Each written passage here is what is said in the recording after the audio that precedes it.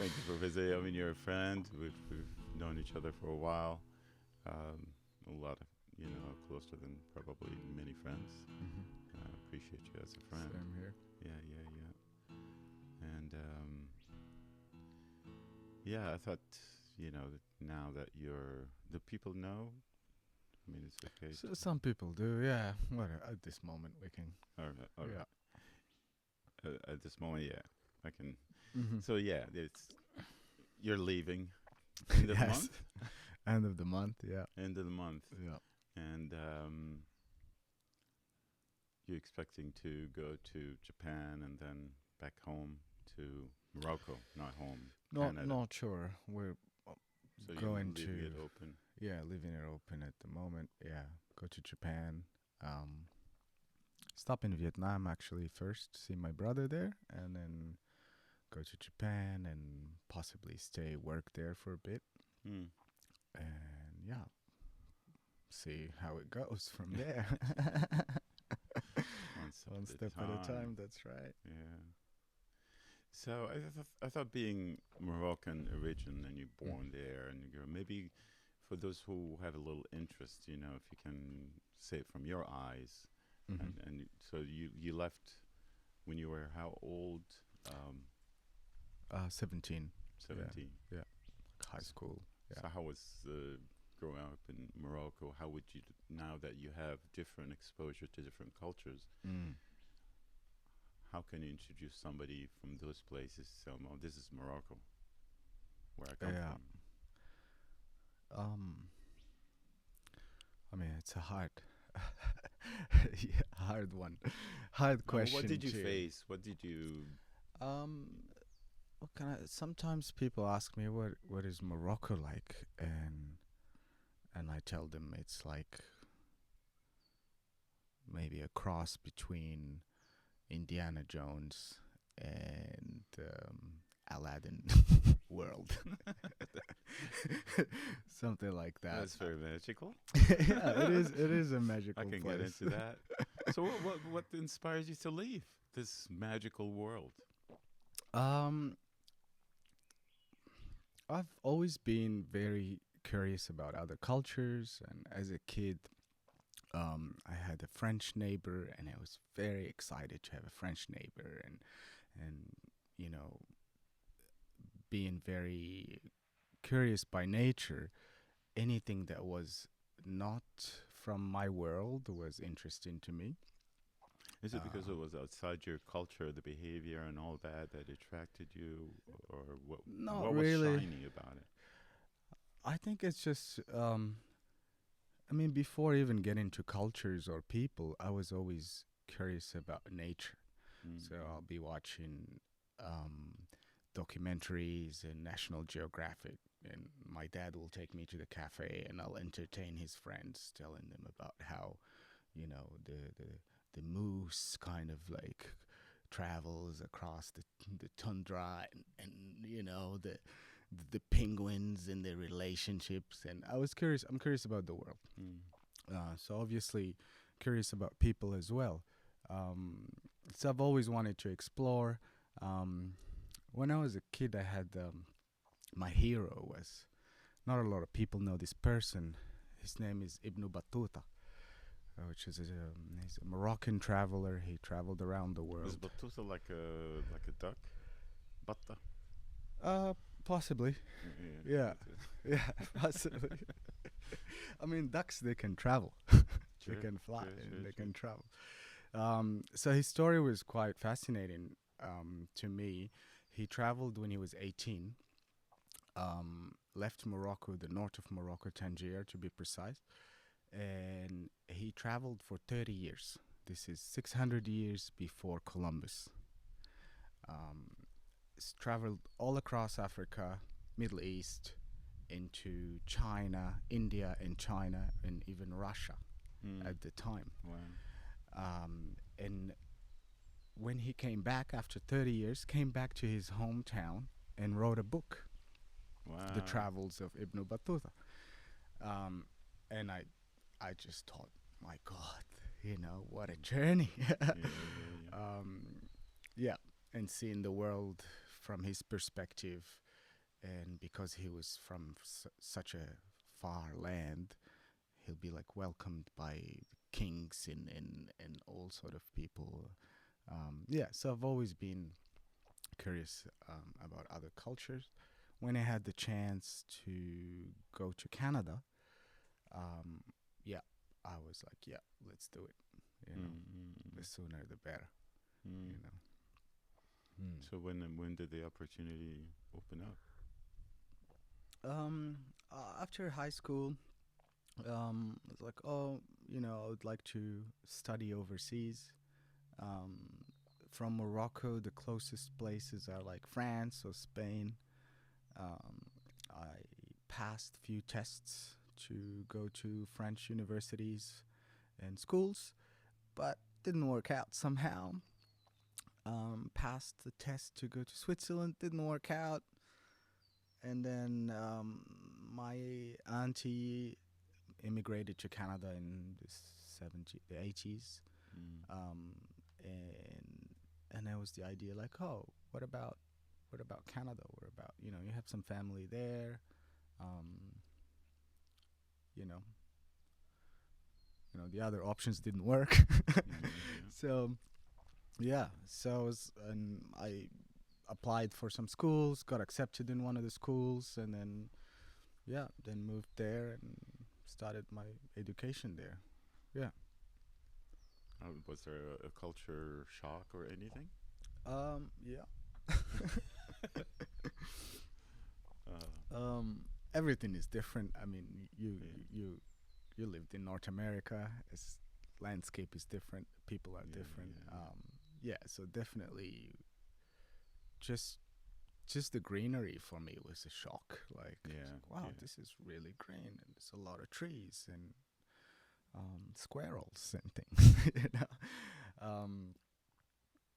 Yeah, everything was different. The sports like baseball and hockey and um, the whole thing was like, yeah, it was like So a that's at dream. age of what? 17, 17. yeah, Yeah, yeah, yeah. yeah, yeah, Then 17. you pursued school. You went to hospitality. Yeah, I did Yeah. hospitality management, which was again falls into that same curiosity, Yeah. working with people from traveling from around the world, the food, the the drinks, the hospitality itself is different in every place. Yeah, And what dragged you down here to down to the under? hospitality. No, to down under. Mm. I mean, you went from all the way up north to all the way Yep. down south. Yeah. Well, in Canada, I started in the east, and somehow I ended up in the west. So Mm. I'm already What kind of. is the difference between the east and the west of Canada? Well, one side has the Atlantic, the other side has the Pacific. Yeah, but I meant the people, Um, the culture. uh, Is it about the same from on it's that side? definitely it's different. The eastern part has more French influence, Mm. um, and older, I guess, because closer to Europe. So when the first Europeans came there, it's closer to Europe. The Yeah. West is like in the U.S. is the kind of the last frontier at that time. Mm. So there's less development. The culture is older in eastern Canada. It's not mountainous geographically. It's not mountainous. The West is more mountainous. Did you Yeah. notice the First Nation people? They are more dominance on the west than the east. Uh, yes, Like more yes, influence. yes. More presence. Yeah. You can see more of their art and more of the totems. Mhm. The culture is still stronger in the western side, Yeah. Yeah. Yeah. and in Canada, if you go north, is obviously more First Nations. But yeah, Mm-hmm. mm. Lovely tea. Give me the cup. I'll be refilling and refilling. Okay. Till we want to take a break. Yeah. So you were. I didn't mean to interrupt. I just figured. Yeah. It'll be good to know how things are like there. But what dragged you down under? Yeah. Well, I was on the west coast, and I was actually in the Rockies, in the mountains, and then I met my ex-partner. Oh yeah, yeah. Yeah. Okay. Yeah, yeah, yeah. And then we moved even further west to Vancouver Island together. Lived there. We lived there about maybe 2 years in Canada together. Yeah, yeah, And yeah, and that was time for a change. I was curious about Australia. She's from Australia. yeah, And then we thought, okay, why don't we go to Australia and check it out, yeah, yeah, see if we like it.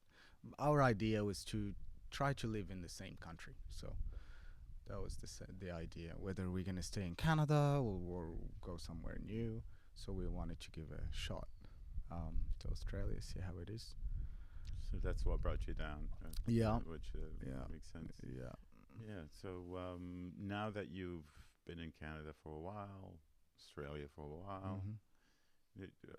do you have preferences or whatever? Or do you feel? Do you feel It's any interesting. Yeah. pros and cons to both? Between Australia and Canada. Yeah. Um, when people ask me, "Oh, what's Canada like? How about Australia? What do you think?" I think they're like two sisters, right?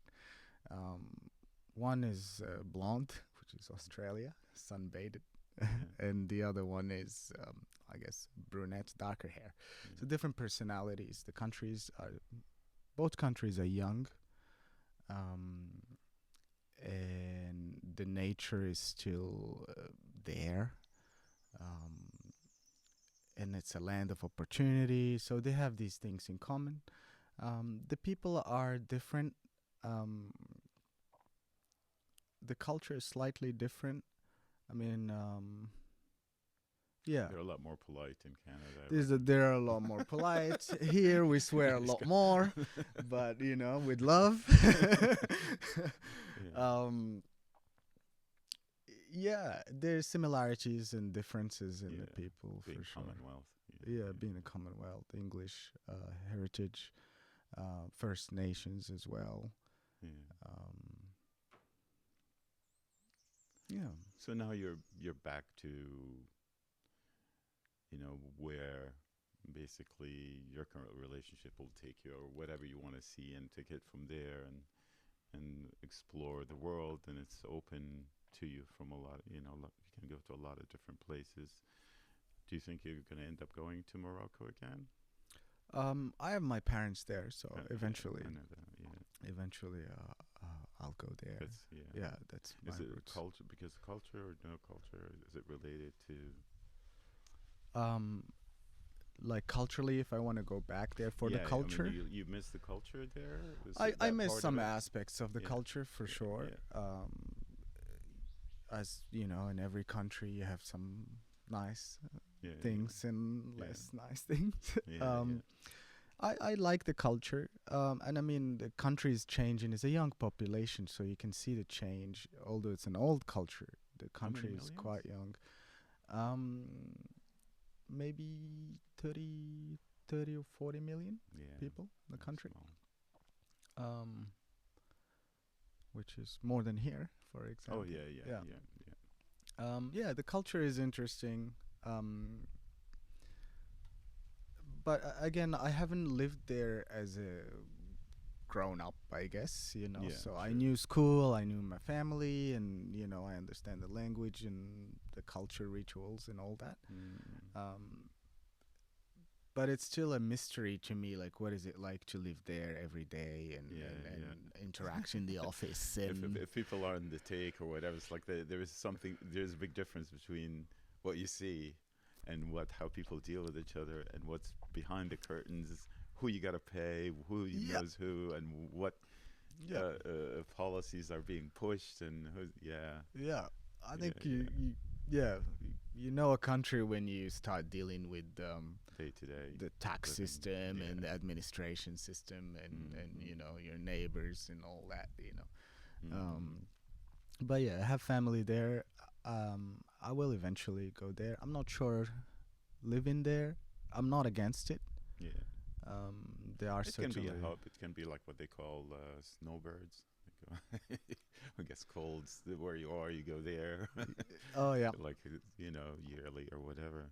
Yeah, yeah. and it's Um, yeah, you no, never there's know. definitely. Yeah, You never know, of course. I with mean, the I haven't. geopolitics nowadays too, it's like you Yeah, never know. yeah. And Serious. we are becoming a global society. You Mm, know, yeah, it's yeah, pushing. yeah, yeah. The individuality of a culture is Yeah. slowly kind of fading, Mm. because we have all these new standards of what is community, what Yeah. is But I think it's progress. standards mostly pushed from the alliance and the friends you ally with and you're being friends with. And that's what's putting sort of like a pressure to change in a way, Mm. as far as the country, no? Do you follow what I'm saying? You mean friends of the country or Like, friends of the as a individual? country, Yeah, the allies. So, yeah, if, for example, if you're US allies, yeah, if you're a NATO ally yeah, or Euro, whatever, then there isn't a pressure yeah, to be a certain way. yeah, And therefore, it washes out the culture. yeah. And I think it's so funny that when we see a picture of a,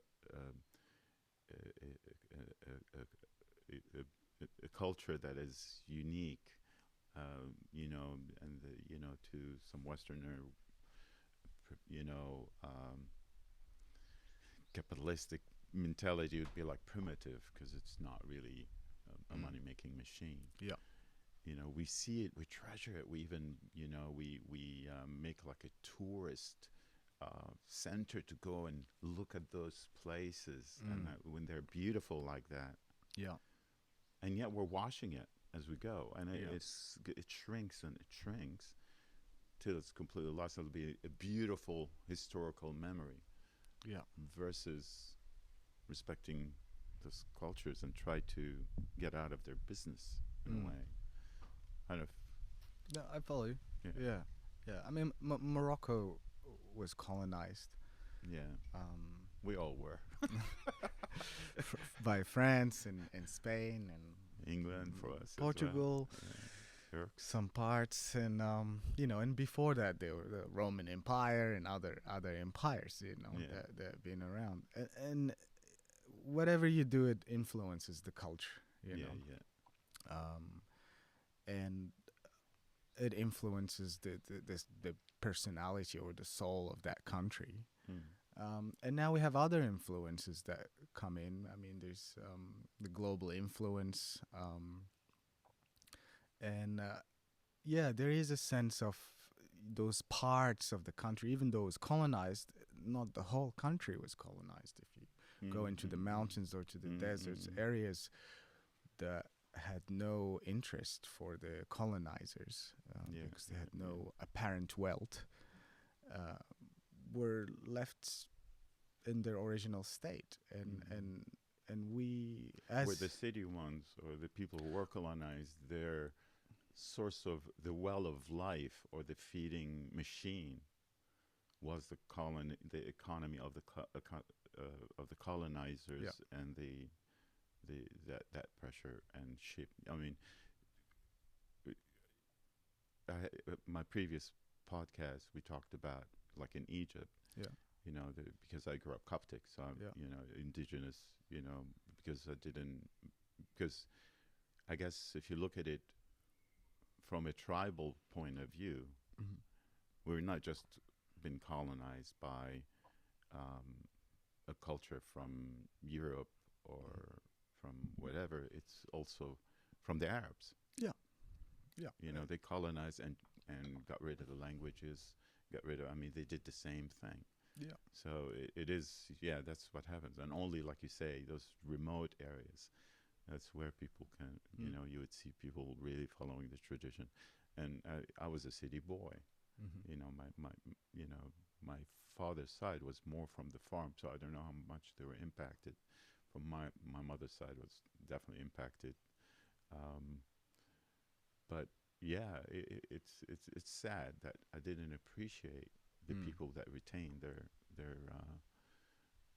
authenticity in their culture, their own, you know, Mm. Instead, they take some other way of expressing and all that. Yeah.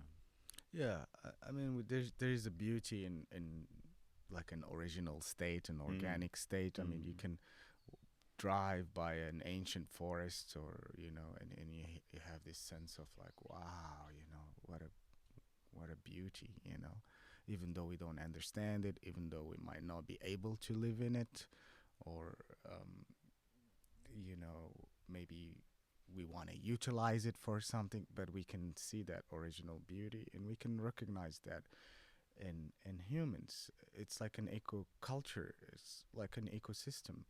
Uh, Cultures that took thousands of years, and influence of the climate, and influence of the food, and influence of um, sounds, even like our languages, they come from sounds of nature.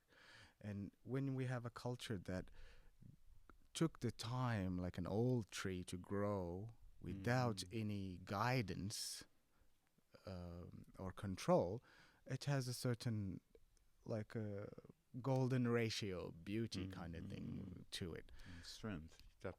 Yeah. Yeah, Mm. and we do appreciate that. But what happens is we it's a longing, I think, because you know for example, you're Coptic, and or the Arabs came into North Africa. It happened. Same thing happened in Morocco. Yeah. They came bringing the word of God, Yeah. Yeah. Yeah. and through that things They bring their changed. culture. They bring Yeah, their language. yeah. They bring their But they whatever. also brought things like roses. Roses. Roses, the plant, the Oh, flower, right, right, right. came from the Middle East. Yeah, yeah. They brought things like certain fruits and certain agricultural practices to Spain and Portugal, and uh, so all when that happens, it definitely affects the culture, and you lose some of that purity, or Mm. that first creation in a way, but it's still there. It's just other layers, or other Mm. colors, or other influences. So we recognize it everywhere. But then when we have something that hasn't been messed up with or influenced, we want to preserve it. But like a child, you like Yeah, your yeah, little chicken so much that you end up squishing it yeah, in yeah. a way. You try to put it in. We take plants, we put them in biodomes, or to show them, or we take animals, we put them in zoos, and we take people and we put them on magazines, and you know we do that, and in that process we're actually you know touching with our Mm. muddy hands. Not that mud is bad, but it's just mud, right? Yeah, So yeah, it ends yeah. up leaving a mark. Mm. Mm. um, but we did that with vegetables too, and animals. Yeah. We interfered with that. With the Yeah. weather, With the with the weather. viruses, with the Yeah, yeah, yeah. it's like, We're please curious stop, creatures. We touch everything. stop. We want to chew on everything. Yeah, yeah. Um, but there's something that comes, some beauty that comes from it. I believe that even when we talk about slavery and things like that, they're a bit harder to see any positive things in them. Um, Somehow from that, there's always something, some silver lining that Yeah. comes out, whether it's a music or the blues, or a certain fashion, or It's I guess the expression that happens under authoritarianism or whatever, because it's people that really come up with those beautiful things, and people are all, they're usually beautiful. It's just what causes the tainting everything, and or um, thinking that your culture is better than another culture, mm-hmm. so therefore you got to change them around. I mean, yeah, I guess in the old days we thought that those people are just clueless, like whatever. Yeah, But now we realize they carry so much, like you said, it's years of evolvement, yeah, and they are experiencing some homeostasis that they enjoy, yeah, they strive. So it may bring something to somebody, but I think we can always add more and more and more and more, infinitely more things to, because there's just so much magic. But the problem when it becomes it's the pursuance of that things that take precedence over um, contentment Mm. or homeostasis, Mm-hmm. that this is a balance in a way. I don't know. That's my 2 cents Yeah, worth. yeah. I mean, it all. I feel like it all comes from separation. Like if like I separate myself geographically from you, and then my culture is different than you, Mm-mm. and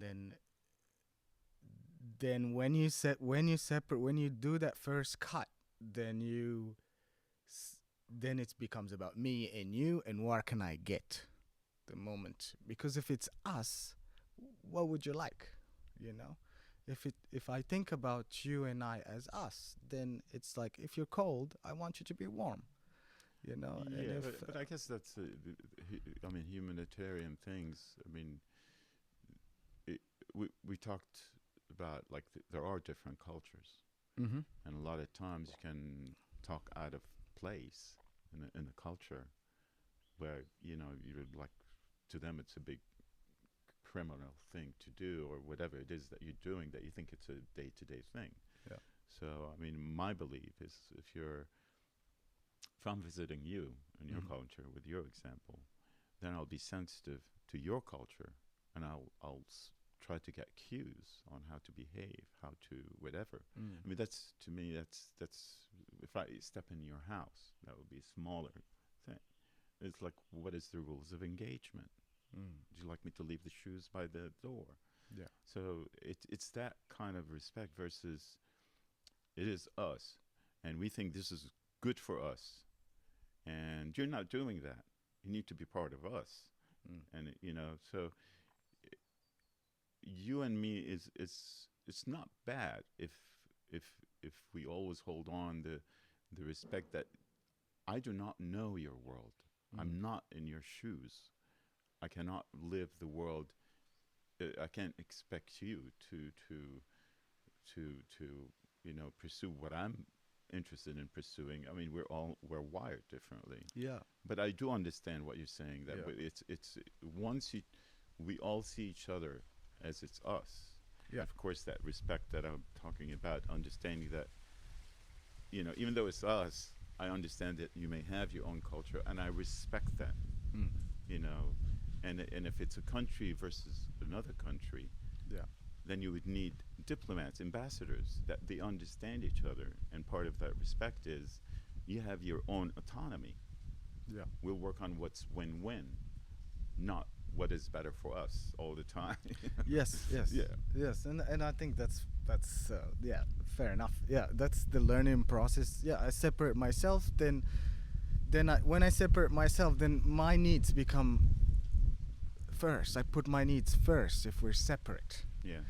And my needs could be petrol, or my needs Yeah. could be lithium or whatever for my batteries, or then I have to make you like me, Mm. right? Mm. Because you're not interested in gold. If you're an indigenous from the Amazon, gold for you is like a pathway that you can follow in a journey through the nature to connect with the jungle. For another country, is something that we extract and put in a bank somewhere underground. We take it from underground and put it underground somewhere else. So I need to make you like me. So we are the same. Therefore, we have my needs also are your needs. Then I can get my needs. And then we have the greed, and we have all this. The moment you open that little jar, these things come in, and then they push you to touch and change and force. And if there's compliance, it's fine. If there's no compliance, then you become an enemy, or you become a threat or something. And I think while if we can see, and this is something we lost with the indigenous people, is you acknowledge the differences, but you are part of country, or you are part of Mm-hmm. uh, bigger world, um, and we're all equal in that bigger world because we're all part of the same puzzle. And then respecting and the boundaries of that culture, the philosophies of that culture, then becomes your need and their need is respected and holding that Mm. um, authenticity.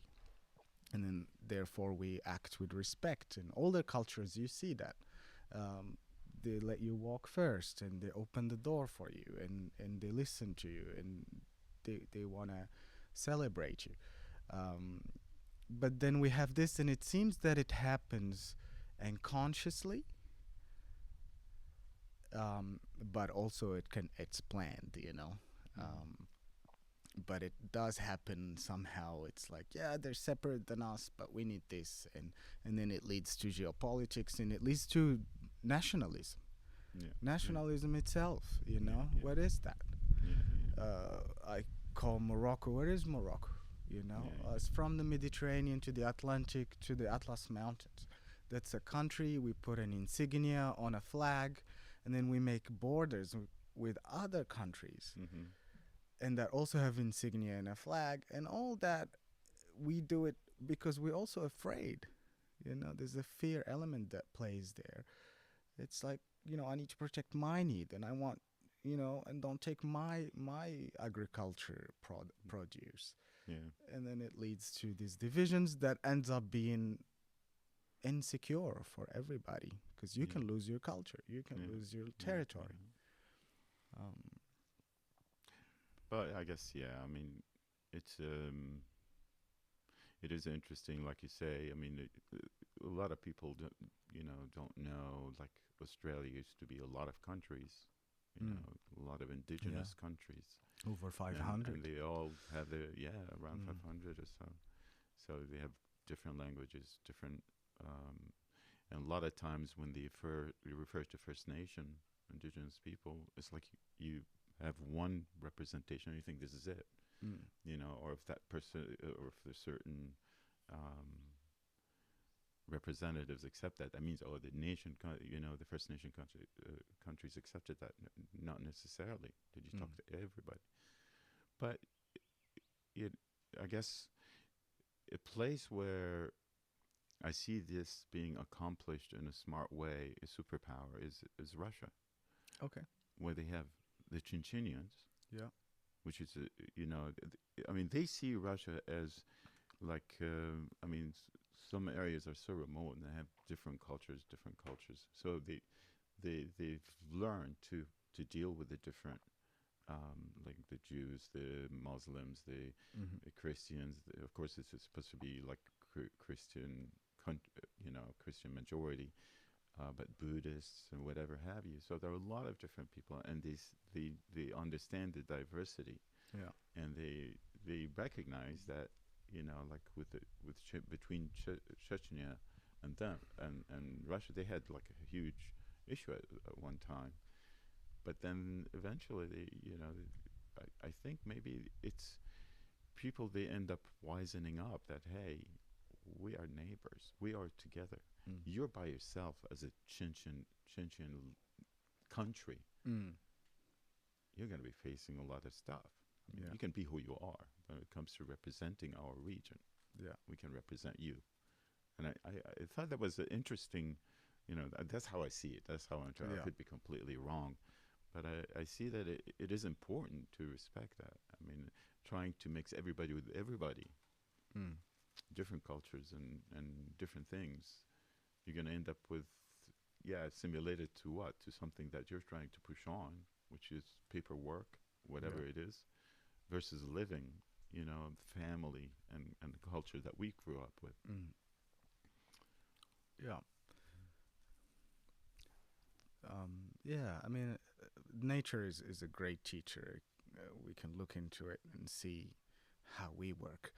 Um, you're in the forest. We have different trees, different animals. Somehow they work together, and maybe the smallest thing, or depends on the biggest thing. Maybe the biggest thing out there depends on the smallest thing. Its survival depends on Mm-hmm. some trees depend on a tiny little fly to propagate or to survive. or mushrooms, or you name it, in the soils, tiny bacteria that make everything that we see possible. And if you look at the culture this way, you might have a very large or powerful or intimidating culture, or advanced, whatever title you can put on that. But we don't look at it as maybe a small culture, maybe a small group of people lost somewhere on some continent. We depend on them to be alive, and we can't see those connections. I mean, if you're into pharmaceuticals, or pharmaceutical industry, 90% of the medicine we have comes from the nature. Who knows about that? Small group of people. You might be the president of the biggest nation out there, but you need the plant from the smallest nation out there. They know about it. That is going to end up in a pill, is going to end up in your body, and that's going to cause you to heal. And we don't see that, you know. The respect for having things to evolve and leave them alone. Yeah, I mean, when I was a kid, I got this book called "A Peacock in a World of Penguins." So basically, you have these penguins, and they're highly advanced and very organized and very powerful, big numbers.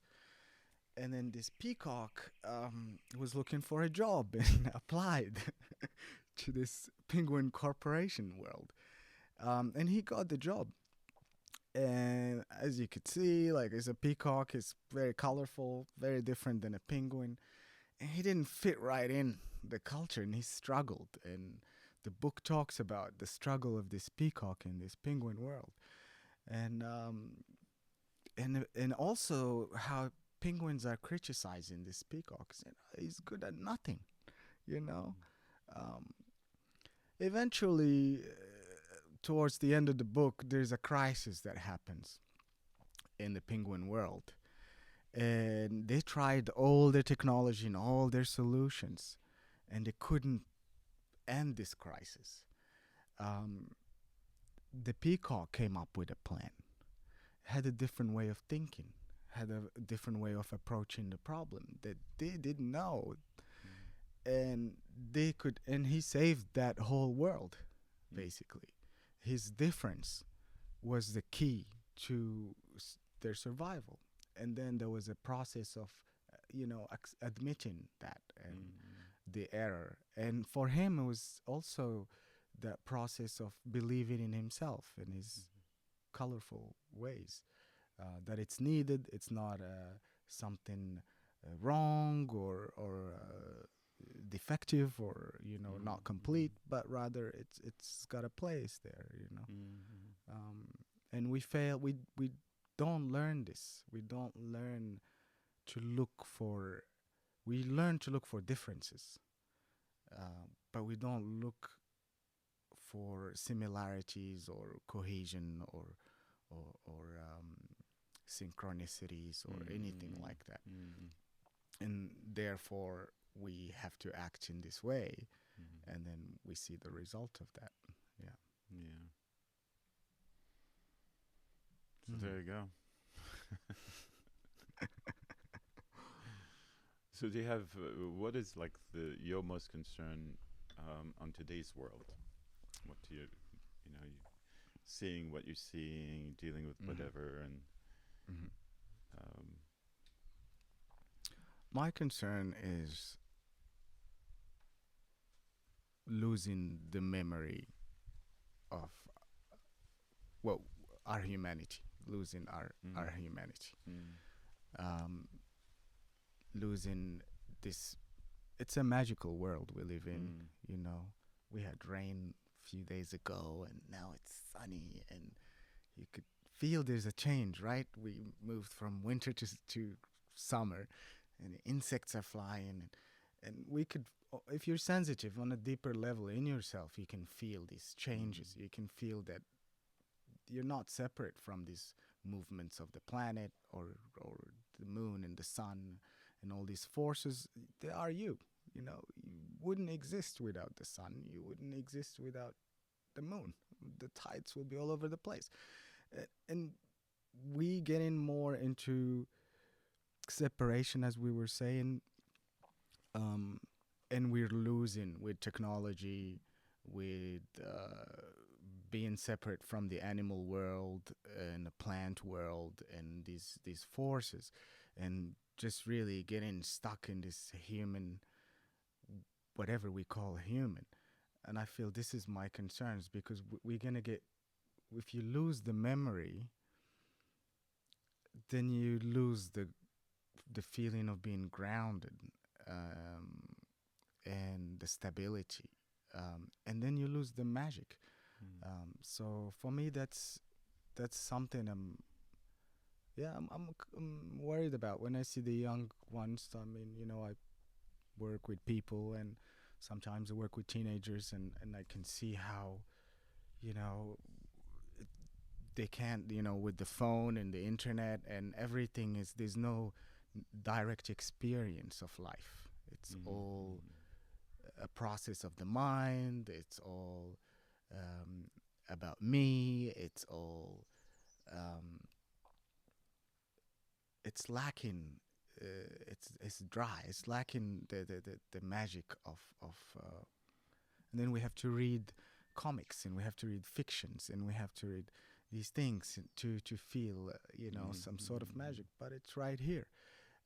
And I'm afraid that if we miss a couple generations, as we already losing the physical strength, we're already losing the mental strength. It's gonna be like Wally. Yeah, the sharpness of your senses, you know. Yeah, yeah. When you talk with some indigenous people, in that they can smell rain coming, or they can smell an animal, and they can tell you this animal is pregnant, and have a dream about their mental inner state, and be able to talk about it within their culture. That's what it's, losing that way, and being reliant on human ways. I mean, we've seen in the past, Egypt, you're from Egypt, you saw the pyramids. You know, where are these guys? You know, you might reach. I think I had this when you were talking about the humanity. I had this it's like sort of like a representation. You know, black matter is everywhere. Again, Black matter. yeah, It's known to be there, and yeah, it's everywhere. yeah, But we see the something else. We don't see the black matter. yeah, And this is the the humanity is the black matter. yeah, It's all over, but our focus is on the other things. We're not in touch with that black matter. That's what it's all about, is that black matter, and we're completely building that crusty layer of something else that we're putting our focus on. yeah, and we like we're robbing ourselves from this beauty. We you know. We may have a long life, but it's not living. No. Yeah. Yeah. And a safe life, and an easy life too. Life is an experience. Yeah. You know that practicing humanity is an experience. Yeah. Living in that place is an experience. Yeah. Yeah. Absolutely. Yeah. Yeah. So I talk to you a lot. So I know that you have depths in different beliefs, or you're well read. You have interest in cultures. Maybe you can, you know, sort of like superimpose the over the blueprint of your, you know, from 17 you grew up and whatever. Like, you know, what did you get exposed to that give you that you know? Yeah, I think. Or what played big roles anyway? Yeah, I think everything played some role. Maybe something's more than others, or where the change felt more drastic, I guess, or or I saw the difference. But I can, to start with, I would definitely start with my grandparents. Mm. I think they had an influence on me. They, from my mother's side, they're what we call Berber or Amazigh. They're native people to North Africa. Mm. They lived a very simple life. To make lunch, we go back to behind the house to get the garden fruits and vegetables from the garden to make. We make. They used to make their own grains to make the bread and the whole process. Um, and that was. I'm a city boy like you. I lived in Casablanca, and we will go like on a weekend or sometimes summer holidays and stay with the grandparents. And That's where you saw the contrast, and that's I what saw the good. contrast, yeah, and and then the this they're not they don't know how to read, right? Um, but they know how to read life. Yeah. Mm. Um, and the little lessons that I got from these people, from my grandparents, they gave me a base to see. Okay, well, this is the life, and this is what we build on top. Mm-hmm, You mm-hmm. know, this is where it starts, and this s- simple love for things, for Mm-hmm. people. Mm-hmm. I got in touch with that. Mm-hmm. I remember playing with a frog as a kid, and Morocco is a Muslim country. People pray every day, right, in a certain position and so on. And I was playing with the frog, and I think I was hurting the frog, not really being conscious of that, with a stick trying to poke the frog. And my grandma came in and she said, "What are you doing?" And I said, "I'm playing with the frog." She said, "Oh no, she's praying." And in and in Islam, it's like it, or in Morocco, people love kids. Mm-hmm. It's very warm culture. People love to hug kids and play with them and so on. And you're quite free to be a kid there for a long Mm-hmm. time. But there's sometimes when people are praying, it's like a time where you don't go jump on their back or whatever. You Yeah, kind of yeah, let them until they're done. Then you can yeah, go yeah. engage with them. Um, and it clicked. Oh, okay. So I shouldn't bother the frog. All right, back off. And there was this teaching, this loving, simplistic teaching Mm. that was a base for me to go and look at the world and not be completely taken by the modernity um, of Casablanca, of the world, Mm. with the European influences and capitalistic influences and success and progress and all these words. They gave me a base. Um, Later on, I think maybe when I was 21, I had a moment where I actually left the city. I was in Montreal, Mhm. in Quebec, and I've felt like I've done all the things that my culture told me to do, which is finish your studies, get a job, you know, be respectful, and so on. And I've reached all that, finished my education, I got a job as a supervisor. I was living by myself. I did all the things, and following the career, it was a clear path to make it to the top if you keep going. And but then there was like a realization that, oh, this is not, it's empty somehow, Mm. like. And I got scared because until then it was the goal, and then I got there and I was like, oh, like, Yeah. I'm not gonna stay here and like do all this just to get a condo in the suburbs of Montreal. Like, Mm. I can't do that. So I had a bit of a crisis, and I left to a remote area in the east, New Brunswick, the borders with Maine, Mm. a small village like in 1,000 people, I think. Big bay, nature was amazing, and I started a new life there, and I got exposed to J. Krishnamurti, which is a thinker, Indian British thinker, and he's one of those people because I have a very inquisitive, energetic, aggressive mind. It can go and try to look into things, and and this guy, his ideas were shattering to my mind. They burned everything. It destroyed all my world, to the point where I stopped hanging out with people and I will go to nature just to figure out all this. All my basis, all my culture was burnt. He was with his questions and his ideas: nationalism, religion, um, individuality, ego, all these questions that I've never thought about before, Mm. it was right in my face, and I had the time to end the space in nature, which was supportive to reflect on all of these things and let some of the programming die, which was very painful and very freeing at the same time, where I felt a lot of energy. It's like, wow, I don't have to hold on to any of this. I don't have to identify with any of these things.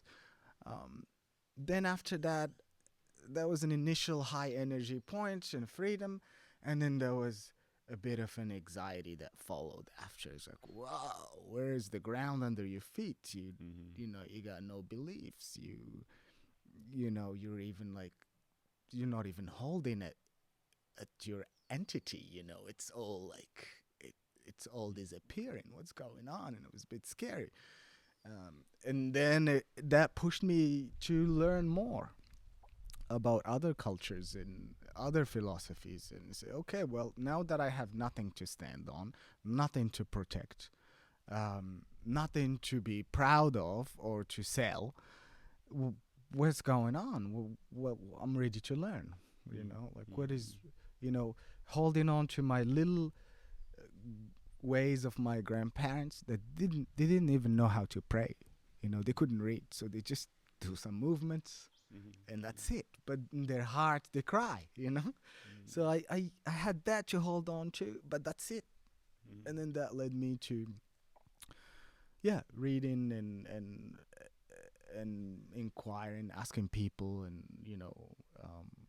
being more of in a position of receptive position rather than chasing anything or trying to impose anything. And I've been lucky. A lot of people crossed my path that shared their own experience with me, and like you. Yeah. Yeah. Yeah, magic. Mm. So, from in the current world we're Mm. living in, what is the most controversial issue that triggers you? It could be positive, could be negative, could be whatever that you like click right away. It's like either it's like what's going on, or or in good ways, like yay, yay, yay. Mm. Oh, very good question. Um,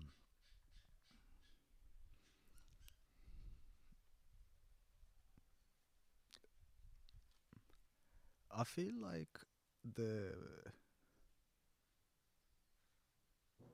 a lot of things were very mysterious to us in the past, even like 20 or 30 years ago. Yeah. I feel like we know more, and everything is exposed now to the Mm. human mind, Mm.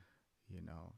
Well, Because of the internet, you mean? because of the internet, because of the planes being able to fly and travel easily, and World this became smaller. world became Yeah, smaller. yeah. The documentaries in the all this media, it's any information. When I was a kid,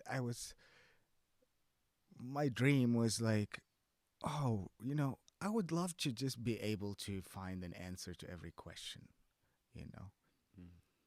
before you had to go to the library or whatever and ask. Now you can go meet the source, Mm. easily of anything. You can read about it. You can. It's all. This is what I feel like. It's like where everything is on the table now. All the cultures, all the knowledge, all the history, all the experiences are there if you want to look into them. Yeah. So our mind as a humanity is got wide open very quickly. Yeah, Um, I'm sort of like, I see what you're saying, but I think certain things for sure. But I think because of a certain bias, maybe certain things are changed a bit. That's why we have a certain, we can,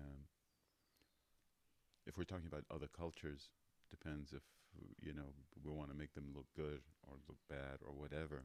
yeah. It's always that bias. So you may build up as well an incorrect picture about a culture or a country because of what is being understood in Yes. a way. Yeah. Definitely. So do you see that, like, I'm talking from my perspective, which is, we're sort of like almost victims to our surrounding as far as media and all that. But you had the initiative to, you have the interest and the initiative to poke and check it out. Yeah. So do you notice there is a difference? Is it in the research? Are you able to, like, it's trusting the tools basically? Are the tools calibrated? No. No. The tools are not calibrated. Yeah. But they're available. While Yeah. before they were not available. I mean, when the people went to North America and the Inuit nations, the first person that documented these people, when they talked to them, they thought they were the only people on the planet. Yeah. They didn't think that there's a whole other world out there. They're like, wow, are there other people really? We thought we're the only ones. So the human mind is, it's everything is there, and that puts us in a situation where it's almost like a teenagehood, where you're a child, you have certain beliefs like Santa or the fairies or whatever. You're very protected. Your world is very small, and then you become a teenager or a young adult, and then sexuality comes up. Um, Social things comes up, like family things. You start to understand a little bit more. Your world is becoming bigger, and it's not easy Mm. because you're not sheltered. It's not small. It's not okay. Well, I live here. I don't know anything about the Middle East. I don't know anything about the environment or health system. Now it's there, and for some people, yeah, they shelter themselves or they close their doors. But some others, it's eventually you're gonna cross some of this information, Mhm. and then that is it's pushing us to face these things, watch our painful growths that we have to go through as these new things are coming up. And I find this yay and not yay, because it's not easy. We have to grow, but it's gonna take time.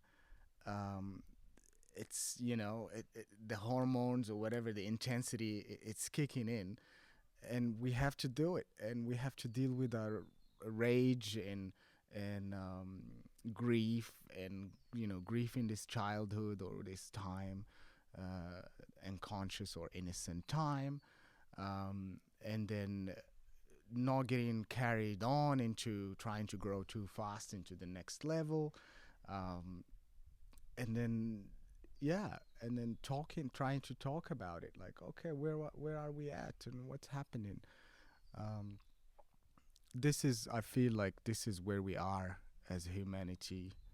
um, this is our stage of growth at the moment. It's moving. Just facing the upcoming pain for all the changes that we've Yeah. changed so quickly. Yeah, and then you have to let go of certain things as a Yeah. child. You have to let go of your toys. You have to let go of your little Mm. books, storybooks, or lollies, or mom, or whatever. All of these things. I feel like, which is for us plastic, petrol, imperialism, um, all these things, and we have to embrace hard things like responsibility, like restrain, like Restraint is patience. a huge one. Restraint and patience. Oh my God, we have Mm, a lot to. Yeah, that's part of yeah, being, grown up. yeah, yeah, yeah, yeah. You You know, can't act like a kid anymore and no, go ballistic about every little thing, and you want yeah, everything instantly. yeah, But instead, you got to be yeah, responsible. Have and to. then also that you get put in a role where you have to provide. Well, before you provided for, now you have to take care of the old people or the young people, or Yeah. it's like you have to be more active. Well, before it's like, well, whatever the gods decided this, and this is what we have, or powerful king decided that. But now you were facing this individual responsibility, and that we have to act on every day with ourselves first, to really look at ourselves. Okay, well, this is what's going on. We're a bit hectic, we're a bit frantic, we're a bit we exaggerate or we overdo things, and I think this is the painful first step, is looking at it ourselves and these changes. I mean, we see it, but I don't know if the society or the economy or the way of doing things see it yet or acknowledge it. It will. They will have to. It will. They will have to. Yeah. Oh, interesting. You said something also about seeing there's no, there's, imperialism. You see like it's gonna go. Is that what? Is that It has to go, Yusuf. It has to go. It has to go. So, what makes you feel so um, sure that it's of course it's got to go? I mean, I agree with you. It has to Yeah. go, Yeah. but just what's driving that way? Um, it's. I mean, it. We see the consequences on the environment, on the people, and it's the planet is not gonna. We already seeing signs of, every single river is dammed now, Yeah. and we can see the problems that causes for us. So this way of thinking is it's too rough, but it did pave. So just so it's more of the lifestyle that we lead as a culture is just not conducive to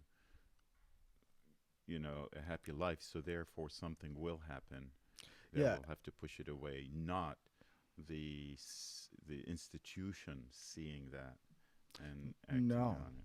no, and this institution is an extension of the people. As much as we like to think of it as, separation, like, oh, we have the big institutions on top and the little people, and the institution influence the people. Um, the institutions is the people. If we were not greedy and fearful and all that, we wouldn't even have institutions to start with, you know.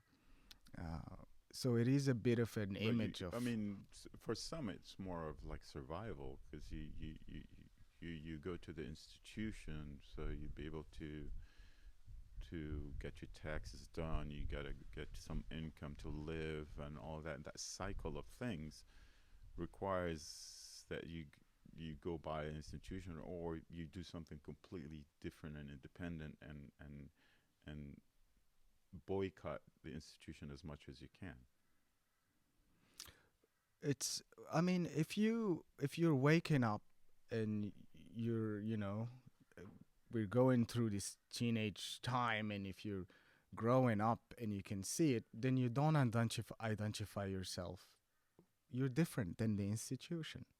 But if you're not, if you haven't awakened to certain facts, then you trust in the institution because Yeah, it's like you. It's yeah, yeah. greedy and it's selfish and it's controlling, Mm. exactly like you. What Mm. you do with your neighbors, with your friends, with your colleagues. These behaviors, we do it every day. We don't want to admit it. We're not all angels and we do perfect things. We are this bundle of uh, procrastination and avoidance and denial and all these things Mm. that reflects in our institutions. We made those institutions. The rules But I yeah. guess I think if the institutions were to represent the people as far as an output that we want to use, then we put the proper checks and balances in place. So we don't But we allow, don't want to. because oh right, right. So We it's don't want to. intentionally We okay. don't want to. But I don't know. I mean, I do pay taxes Yeah. because I've lived on that system, right? And I've voted. Yeah. I've played the game. Um, I mean, I had everything was successful life really, Yeah. and I was willingly to I left it, but um, there are a lot of things I didn't agree on, a lot of things I didn't want to. I didn't feel like it represented me, Mm. and it could be my inner self is just could not relate to a lot of things. So maybe the institution represent. The masses. Maybe Perhaps the you're not masses part are of the masses. hypnotized like I was. Mm-hmm. I mean, it's In some, yeah, I don't know. I feel like if I think about it like that, I feel powerless, and I feel like there's no change because there's something bigger controlling something smaller. Um, but I feel like when you drop things. When you no longer need something, eventually it drops off. Maybe some of us, they represent the majority. Um, Maybe some of us are not in the majority, or they're fringe dwellers or whatever. Then they see this.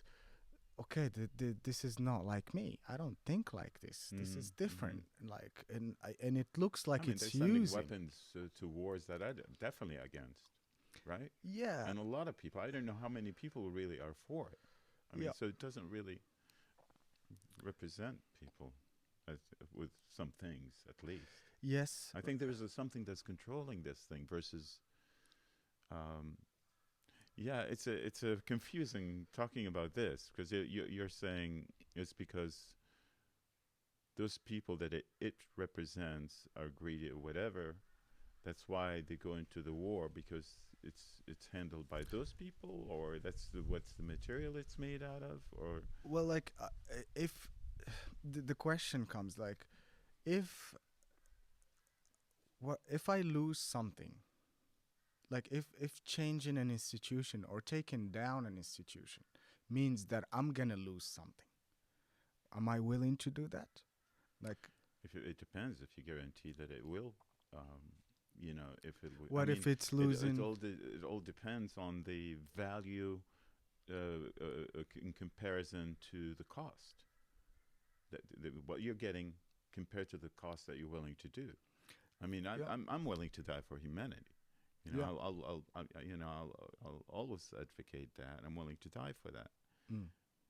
Now, if we go down Brisbane Street and we ask people, how many people do you think they're gonna say this? Not a lot of people gonna say, No, I'm willing true, to true, die. true. But what I'm You saying know? is I'm saying I draw some sort of a line of what is important to me, Yeah, and so I can see a lot of people. They want to have the security. They want to have. I mean, the, they want that social thing like having Centrelink or whatever. If they're out yeah, of a job, they'll take yeah, care of them or whatever, which is great. yeah.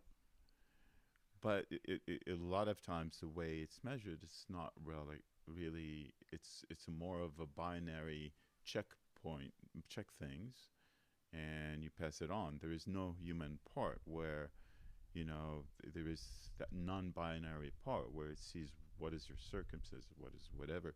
I mean, yeah, maybe somebody would say, okay, they can, they have some questions or whatever, but I think it's more of an.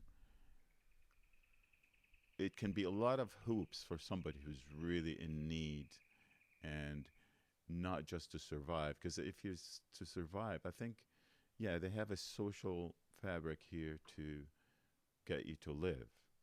But for some, is aside from just surviving, they want to have that little momentum so they can be on top of it and they wouldn't need the system as much.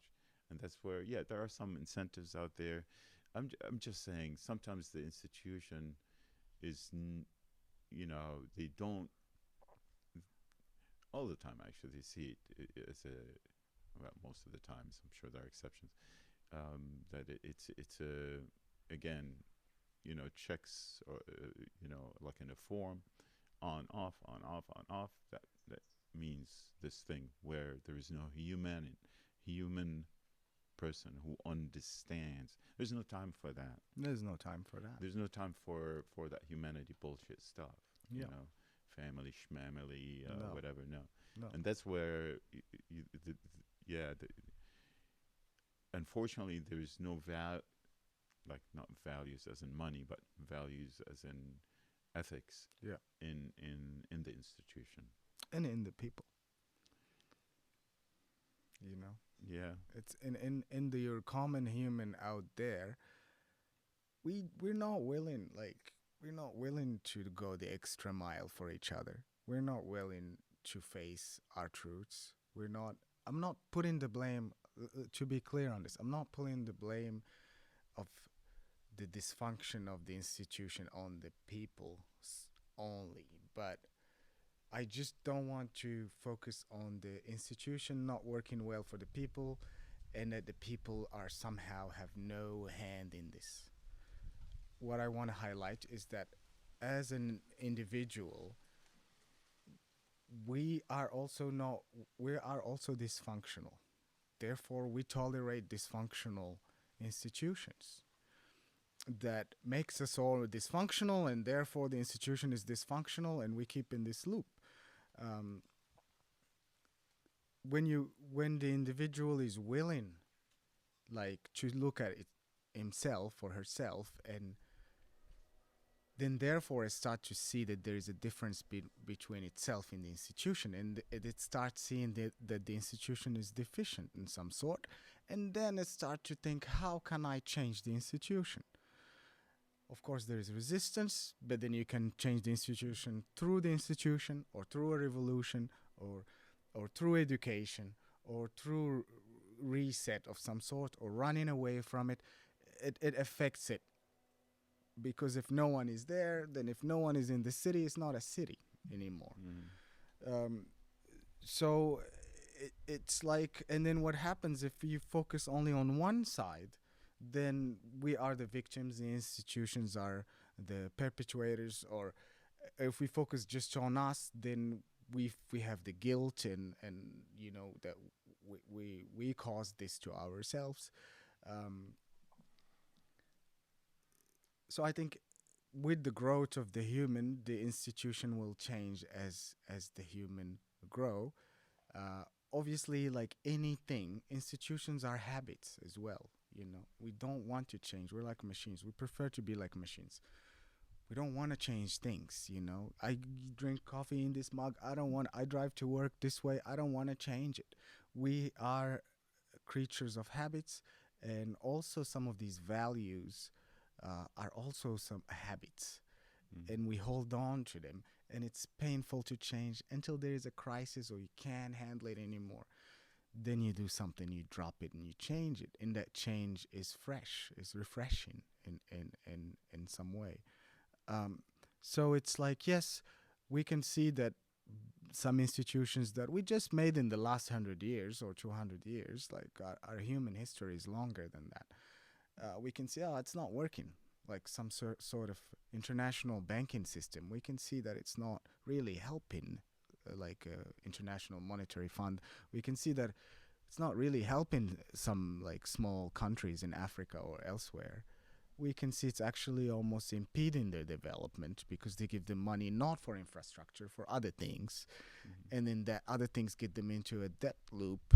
We do have a lot of money. We do have a lot of money that billions and billions that we give for arms, or for wars, or whatever. It has to do with the institution's priority or narrative they want to run.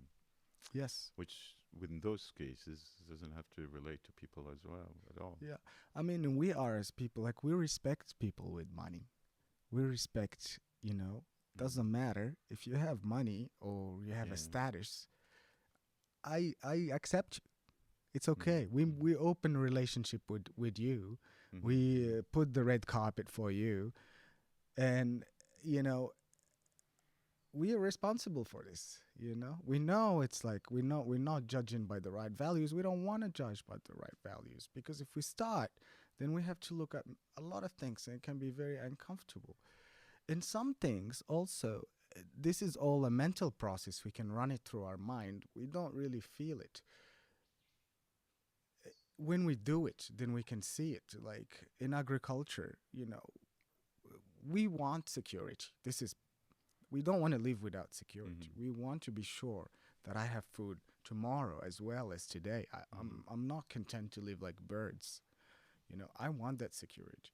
When I have that security, I need to protect it from other people, you know? So I'm not willing to make sure the other countries or other people are safe. I want to be safe. Therefore, I have to build walls, and I have to make institutions to protect me. And then I want to do it not just security. Now I want to make profit, you Mm-hmm. know? And then I have to create companies like Monsanto, where we change the seeds genetically, and then we add chemicals so we can have 100% successful crop of corn, for example, or soy, that might be amazing results for 1 or 2 years, Mm-hmm. but then the years coming are gonna be years of struggle. The land is dead. Um, the And the the impact consequence, the and the impact on allergies, the allergies. gluten intolerance, Yeah, absolutely. the diseases. Yeah. Yeah, and then when we go through this process and we realize, okay, there's a fear at the base of this. There's which is insecurity. We want to be secure. There is an alienation of other people on other countries. It's like they're different than me. Me first, and then we can see that there's greed as well, where we want more, and we can see the fruits of these Mm-hmm. seeds through experience. And then we're like, whoa! Now there's a huge movement of permaculture. We never heard of these things before. Now it's like in the West, you have permaculture movements, seed banks, seed exchange. Now they're trying to implement some gardening in the schools, and things like that, because we just saw what happened, and then we got feedback, and then we're like, whoa, okay, we have to do it another way. And I think, and then you bring slowly down these big institutions. Obviously, they don't want to go. They try to manipulate, and so on. And I'm not willing to also pay more money for my cows to eat organic grains, and all Mm-hmm. that. And it's tough, but I think it's also natural, where it's work its way out, and old skin will go and new skin will grow. Hopefully, Hopefully. hopefully. My. Yes, sir.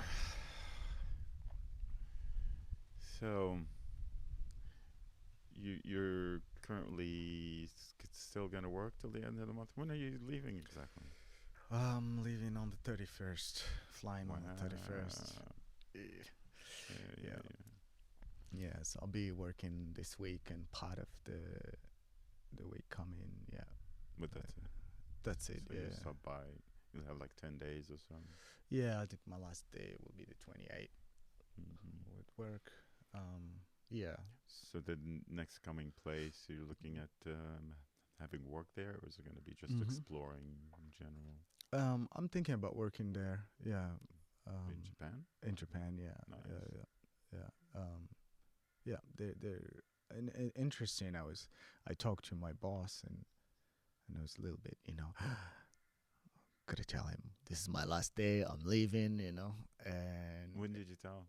maybe a week ago or so, Yeah. something like that. Yeah. And he's very, It's more than 2 weeks. yeah, it's more than 2 weeks. Yeah, I Yeah. gave him more than two Yeah. weeks for sure. There you go. And yeah, the things how work is going at the moment is fine. They don't need a lot of staff at the moment. Yeah, and he's very strict, serious guy. But he surprisingly was like, yeah, do it. I lived in Japan for 4 years. I loved it. Like, That's so yeah, cool. and That's he's cool. going as well to take his Yeah, kids yeah. to visit. So, It's so important to see bosses who like see an opportunity that I mean, even you're losing a guy, but you still wish them well. yes, It's that. yeah, Yeah. yeah. Wrote a nice recommendation letter, Nice. and you suggested that. Thank you. And yeah, he said that the door is open if you'd like to come back. So Mm. yeah, it seems like it's going towards that way. Yeah, see how it goes. So that basically you don't have plans. Just go to Japan and work and see where it takes you from there. Yeah, so I'm doing I have this focus point, which is a walk. I'm doing this walk in Nice. Japan.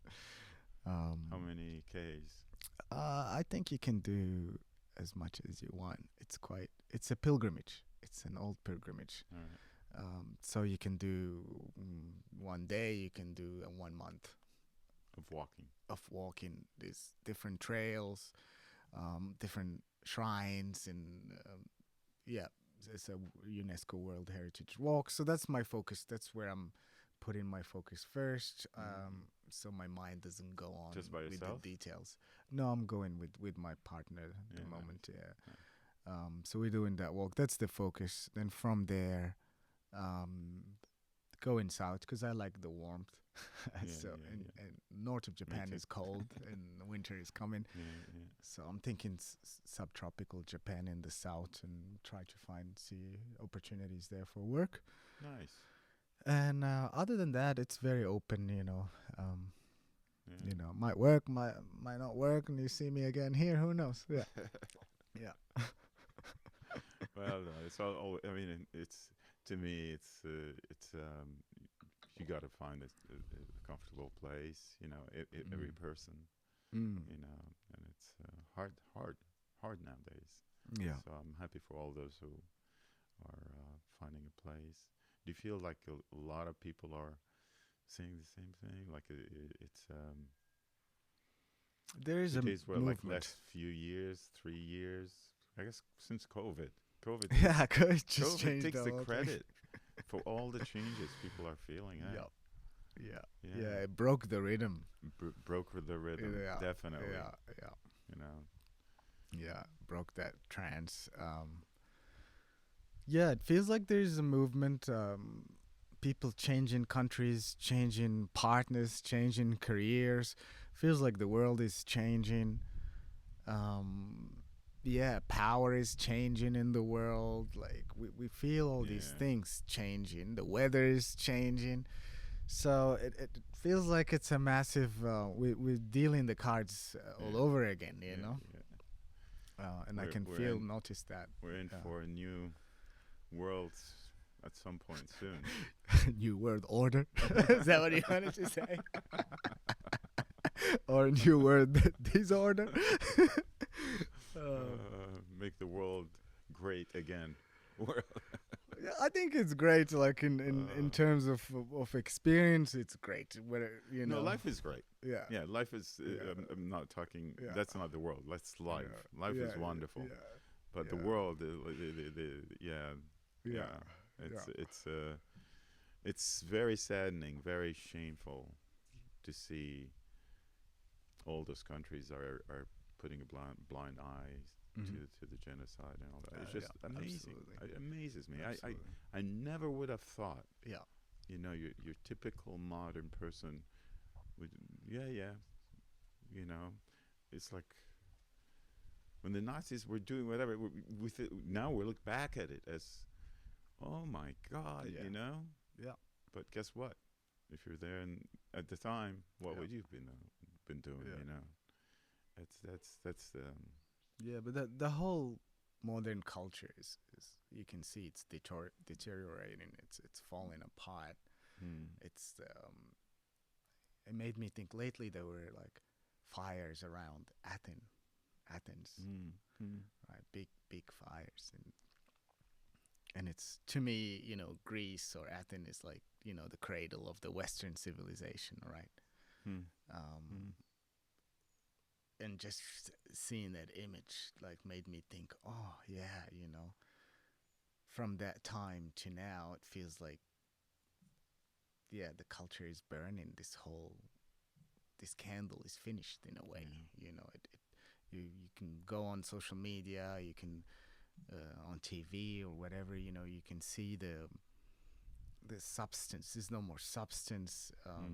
The values are uh, not there. The materialism, and the sheer stupidity of yeah, I'm not watching movies of anymore. what is important. I'm not like interested in watching it now. I go back, if somebody suggests something, I say, how old is this? Is it 100 years old or less? If it's less, then I have to seriously look into it to consider if I'm gonna watch it or not, because I feel like the quality dropped. Like in this particular culture is falling apart, and that image. And is this because you really appreciate the writings, you and the depth of whatever messages that you the movie or whatever? Yeah. There were. It feels like you go 100 years ago. You could feel there's like an authenticity in a way to when you write or sing or make something. It's something that you want, or the artist want to portray or to share. Now it feels like if you do this, it doesn't work. Nobody's gonna look at you. But if you are willing to just keep going with the junk that we produce nowadays, the pollution really, then it's successful. Then it's good. Then Especially we bring if it you out. put the right hashtags on it. The right hashtags, or supportive to the right issues, Audience, or but to talk about genocide, it's like this. The fires in Greece made me think about the culture falling, and then the blind eye to the genocide. Although we have cameras and all sort of things, it's more documented than ever before. I was aware of this issue since I was a child. It's over 70 years old, this problem. And it's intense. It intensified like hugely, and the indifference it's bigger like than before. But today we have cameras. We have cameras, sure but in the human mind, like it feels like the fires in Greece showed me that the culture is falling apart. The blind eye to the genocide showed me that the human soul or the human heart is falling apart. Yeah. If you're not, we're numb to these things. Completely, and we almost like cheering it. And that it seriously shows that there's something internally going wrong with us as humanity when we're allowing these things that are so in your face in a way. So many bodies like put in like plastic bag, like a little guy would get his kids or whatever in plastic bag fitting. I mean, the stuff they show is just horrendous. And unfortunately, I mean, you don't want that plastered everywhere, but maybe we should. We shouldn't. I mean, they were saying 2,000 infants and babies were killed.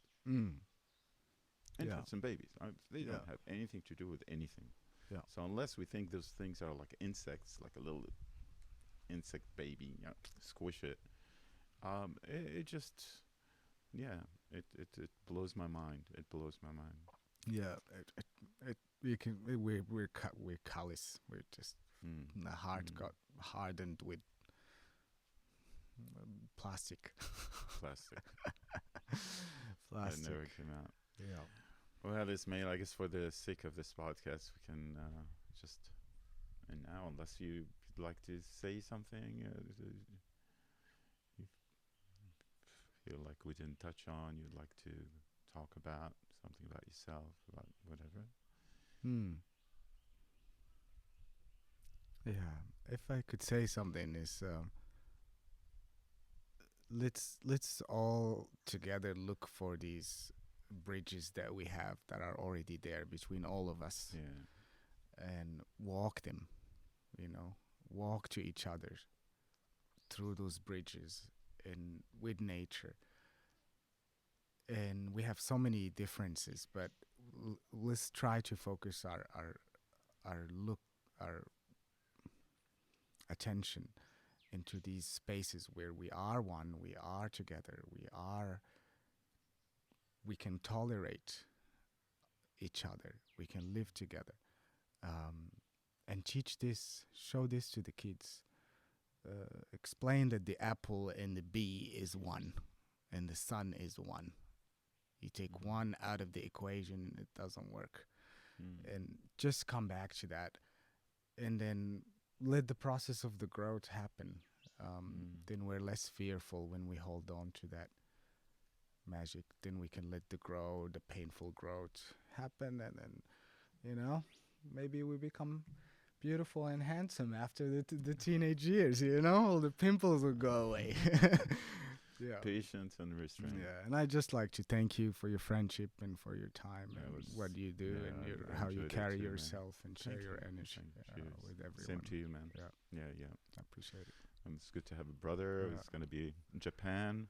Yeah, waiting you're for you. Waiting for you to come said visit. It. I'll take you up on it, man. Yeah, I think you look good with that kimono, Yusuf. Let's wake up, players. Well, thank you, everyone. Thank you.